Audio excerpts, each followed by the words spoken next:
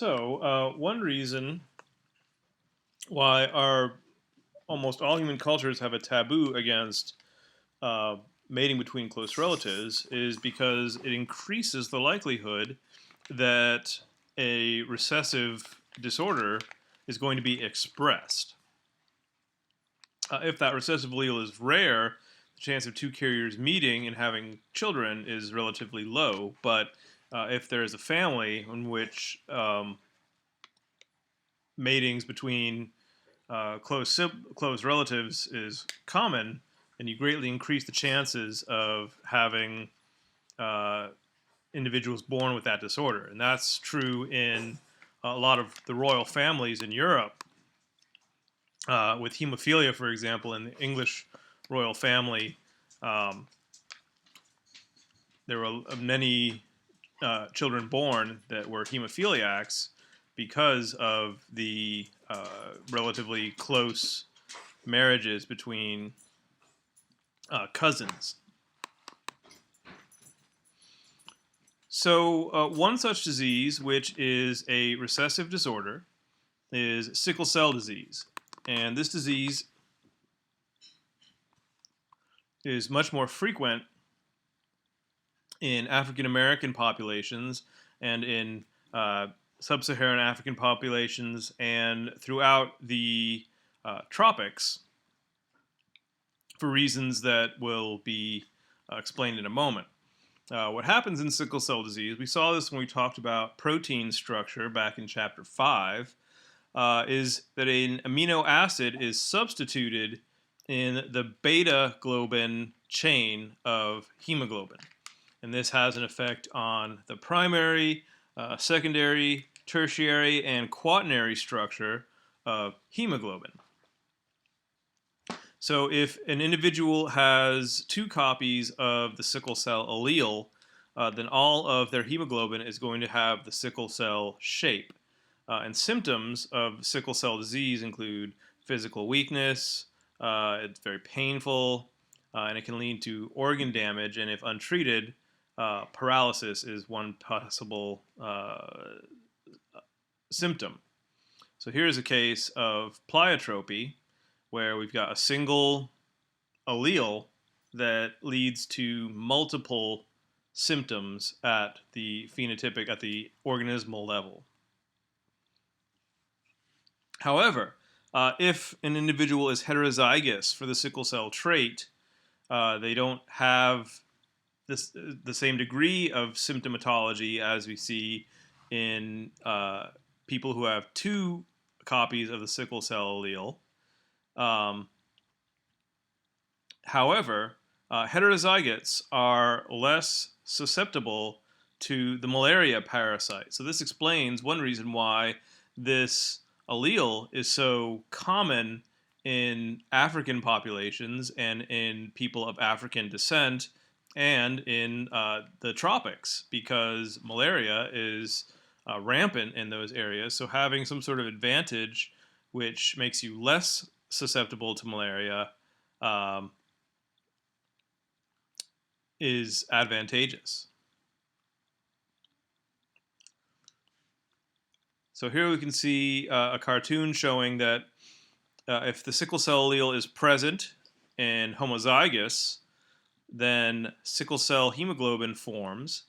The sickle cell hemoglobin forms fibers with the sickle, and which leads to producing sickled blood cells and sickle cell disease. However, if you've got a normal allele and a sickle cell allele, then you don't form as many fibers and you don't get as many sickled blood cells, and you have normal red blood cells as well, which means that the symptoms are less, but you have relative immunity to malaria. Now, not all human genetic diseases are recessive in nature. There are some that inherited in a dominant fashion. Often, these dominant alleles are not lethal until an advanced age, or they may not be lethal at all. For example, achondroplasia is a form of dwarfism caused by a relatively rare dominant allele.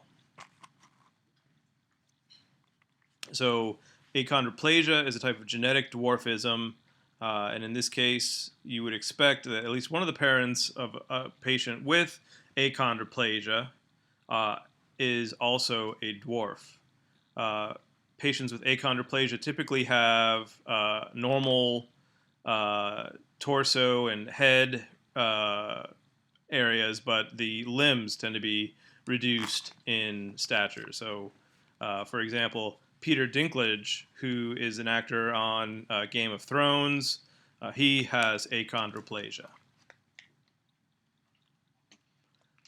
Another dominantly inherited disorder is Huntington's disease. This is a late onset lethal disease. So it is a degenerative disease of the nervous system, although the symptoms are typically not observed until the affected individuals are typically past their reproductive age. And once the deterioration begins, there's no turning back. It's irreversible and leads to an early demise. And Woody Guthrie, who is a famous folk musician in the United States, wrote many songs, including This Land Is Your Land, suffered from this disease.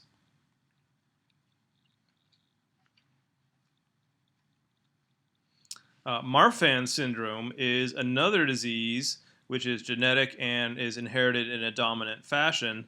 It affects the formation of connective tissue, and so typically individuals who have Marfan syndrome tend to be very tall and rather skinny and lanky, and unfortunately they may have defects in some of their connective tissue surrounding their major circulatory vessels, like their aorta or the vena cava. So Isaiah Austin is an individual with this syndrome who, within the last few years, he was a basketball great for Baylor University, and it was only discovered days before he was going to be drafted very highly in the NBA draft that it was discovered that he had this syndrome, and he opted to not enter the NBA draft because he was at a much increased risk of developing some type of disorder which could be fatal to him. But he has started his own foundation to do research into Marfan syndrome, the Isaiah Austin Foundation. So if you want to find out more about Marfan syndrome, I suggest that maybe you want to go and have a look there. There are a number of genetic diseases that have both genetic and environmental components. So heart disease, diabetes, alcoholism, mental illnesses, certain forms of cancer, but have both genetic and environmental components. So while you may genetically be predisposed to having high blood cholesterol or high blood pressure, these are just some of the factors that can put you at an increased risk for heart disease. And regardless, if you have a diet that is high in saturated fats and trans fats, you're going to increase your risk of heart disease, even if you have a fairly limited genetic predisposition towards these diseases. So, what can we do with this information as humans? Well, we already mentioned one case where we may want to know what our genetic, what our family history of certain diseases is, so that we can make informed choices about with whom we have children and how many children and those kinds of things. So we can look at these family histories to determine what the odds are that children are going to have the genetic disorders. And because we know about the nature of how alleles are distributed to gametes, each time a child is born, that is an independent event in that that doesn't affect the likelihood of the genotypes being different in siblings. Which is to say, just because your parents had 2 or 3 older boys doesn't mean that they're necessarily going to have a girl next. The chances of a boy being born is 50-50 on each independent event, or a girl.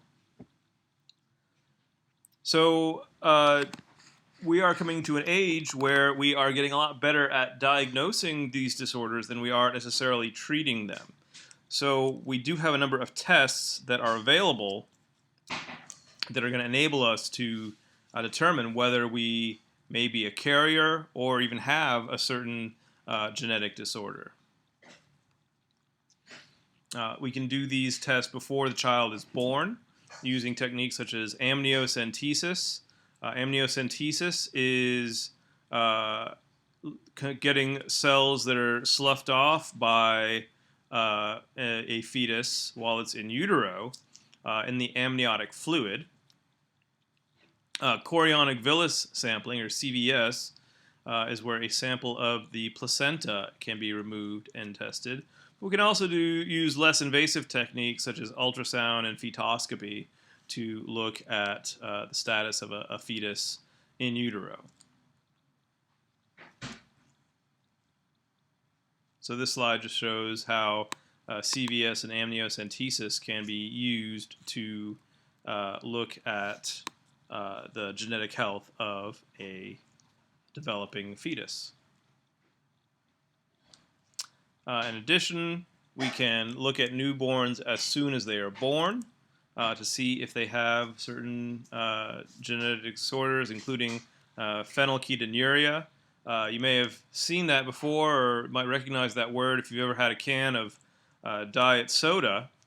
Often one of the sweeteners in a diet soda is aspartame. And if it contains aspartame, aspartame is a dietary trigger for instances of phenylketonuria.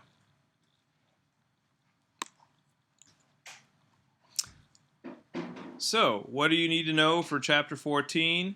Moving forward, you need to know about Gregor Mendel and those garden peas, and understand the laws of segregation and independent assortment. How do you draw a Punnett square? How can Punnett squares be used to make predictions about the distribution of progeny from a given cross? Understand non-Mendelian inheritance patterns due to factors like codominance, incomplete dominance, multiple alleles, and pleiotropy. All of these are extensions of a single gene with multiple alleles or incomplete dominance of alleles. Epistasis, polygenic inheritance, and multifactorial conditions are all typically the result of the interactions between different genes.